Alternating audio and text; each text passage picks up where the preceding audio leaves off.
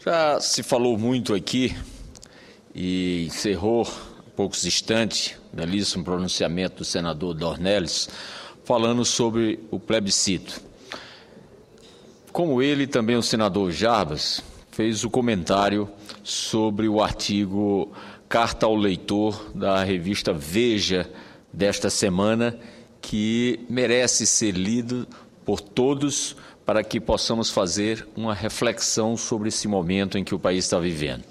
Primeiro, porque ninguém de bom senso discorda da tese de que o Brasil precisa de uma reforma política.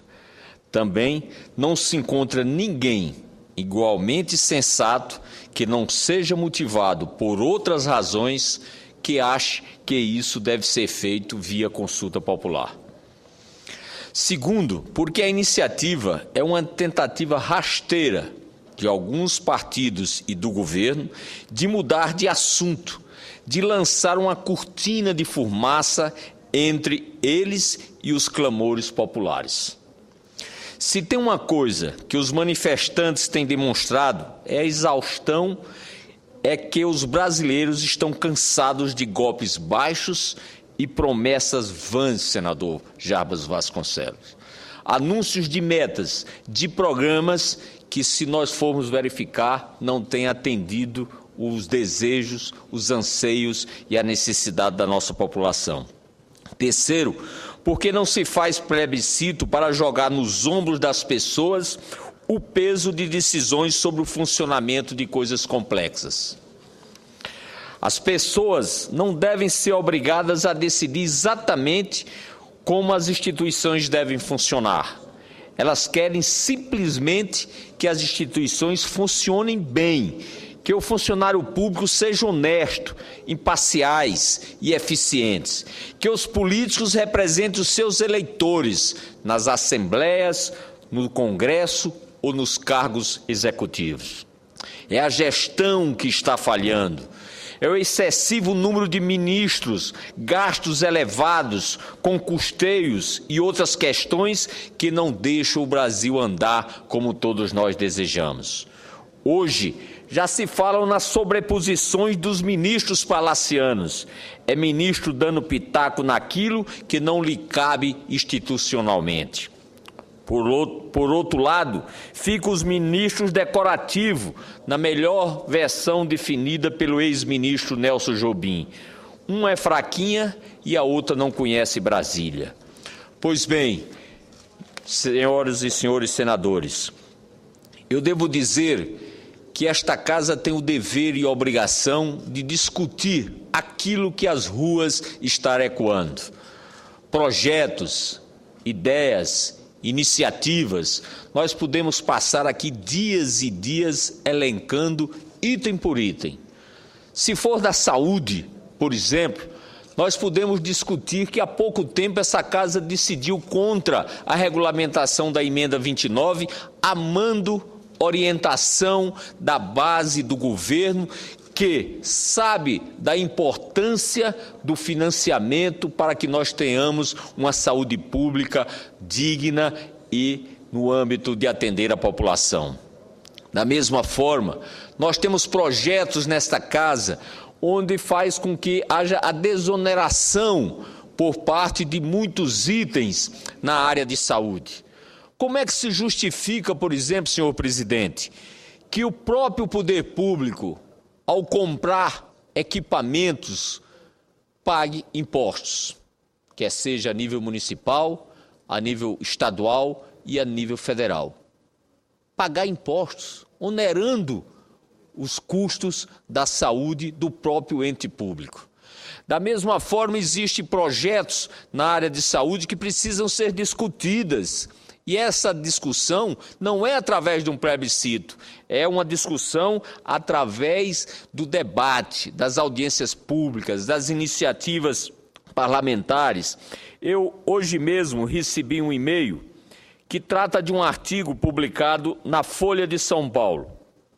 Esse artigo diz o seguinte, senador Jarbas: depredando a saúde da nação. Como cidadão, fiquei deslumbrado com o clamor que varre a nação, Como médico e ligado à saúde, mergulhei na esperança. Contudo, com a mesma velocidade que esse sentimento aflorou, fui tomado por uma angústia incontida ao observar as manifestações oficiais. Anunciou-se solenemente que seriam importados milhares de médicos estrangeiros e injetados 7 bilhões em hospitais e em unidades de saúde. Também se propôs a troca de 4,8 bilhões de dívidas dos hospitais filantrópicos por atendimento médico e foi anunciada a criação de 11.400 vagas de graduação nas escolas médicas.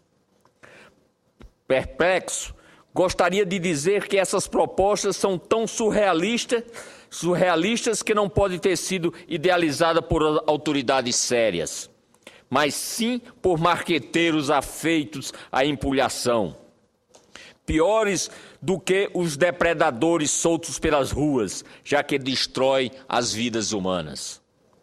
A medicina exercida condignamente pressupõe-se equipes qualificadas, não apenas com médicos, mas também com enfermeiros, psicólogos e assistentes sociais. Exige instalação minimamente equipadas para permitir diagnósticos e tratamentos mais simples. Necessita do apoio de farmácias capazes de prover sem ônus para os necessitados a medicação essencial. Requer processos de higiene, asepsia e certo conforto para dar segurança e respeitar a dignidade humana dos pacientes. O que farão os médicos estrangeiros nas áreas remotas do Brasil? Apenas com termômetro e estetoscópicos nas mãos. Irão receitar analgésicos, antidiarreicos e remédios para tosse?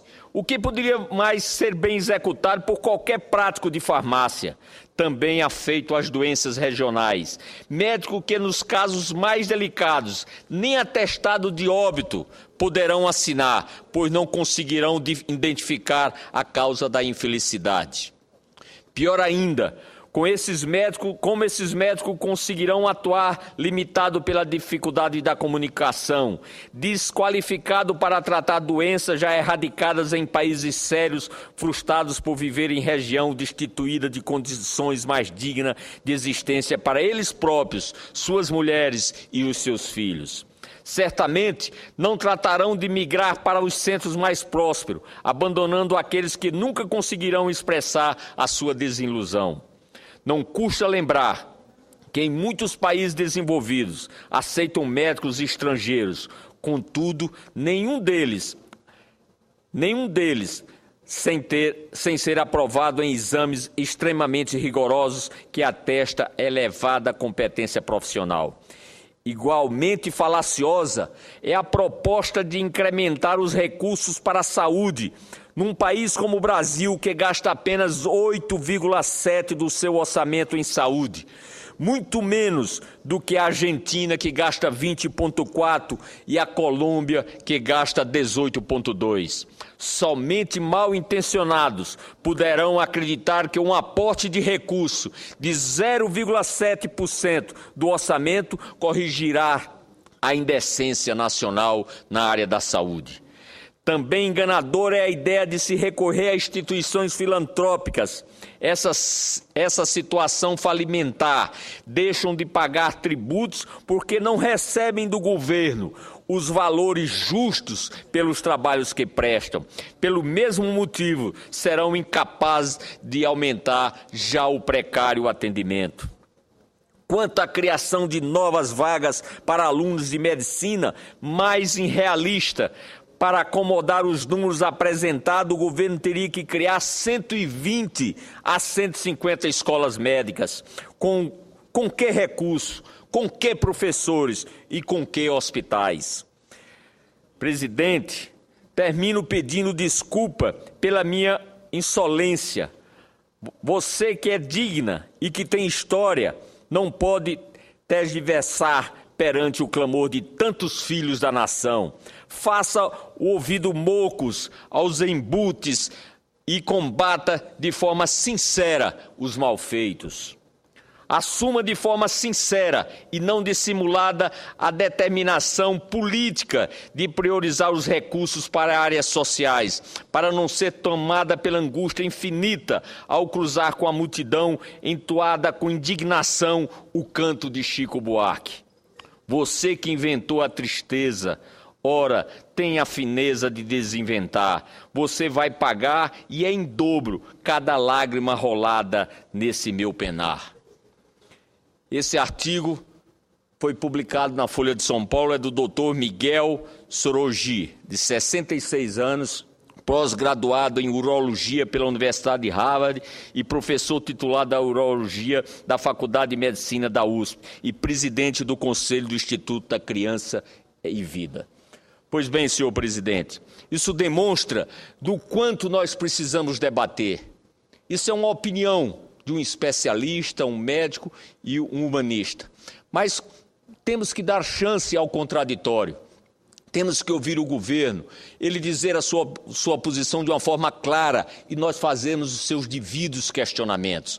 Esse é o papel de um país que é democrático, que é responsável, que é sério. Temos que debater a educação.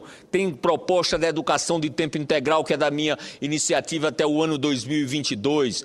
Tem proposta do senador Cristóvão Buarque da federalização do ensino e tantas outras iniciativas para a área da educação. Temos que discutir a mobilidade urbana, aonde serão as prioridades dos investimentos, a desoneração, quando for o caso do setor, bem como propostas que priorize o transporte de massa com qualidade e com dignidade. Temos que discutir a questão da seca do Nordeste, que tantas vezes já falei aqui. Espero que esse clamor que hoje está nas ruas não tire do governo a já tão pequena atenção que ele tem para com a região seca do nosso país, para a transposição das águas do Rio São Francisco, para que possa estruturar uma garantia hídrica para o abastecimento humano daqueles estados que tantos necessitam. Por isso, senhor presidente, eu acho que quanto maior for o debate, quanto mais democrático, e essa casa assuma o seu papel, não de forma assodada, discutindo matérias de forma, vamos dizer, rápidas e com posicionamentos equivocados, mas sim com a prática do processo democrático, de ouvir os contraditórios, que seja debatido, seja estudado, que faça-se audiência pública, mas ao tomar a decisão e a aprovação, seja aquela que melhor atenda a população. Nos preocupa muito na área da educação quando se fala também do financiamento.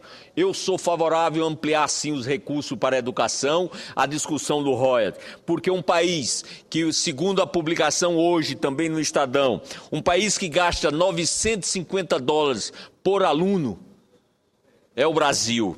A Coreia do Sul gasta $5.446. Portugal gasta $5.592. O Japão gasta $7.862. E os Estados Unidos gasta $8.816 por alunos. E se nós, nesse eco das ruas, não formos a fundo na razão maior dessa desigualdade do Brasil, que é a concentração de renda no governo federal, onde a Constituição de 88 estabeleceu transferência de responsabilidade na área de saúde, na área de educação, na área de mobilidade urbana e fez a partilha dos recursos federais. Hoje isso foi invertido e há uma grande concentração por parte do governo. Então, falar em pacto A, B, C e D e não falar no pacto federativo de uma melhor distribuição de renda para que os estados e municípios que vivem, que sofrem e que sabem das soluções dos problemas possam melhor aplicar esses recursos. Então, o processo tem que ser deslanchado com responsabilidade, com agilidade, mas também com um bom debate, porque sairemos todos ganhando. Muito obrigado, senhor presidente.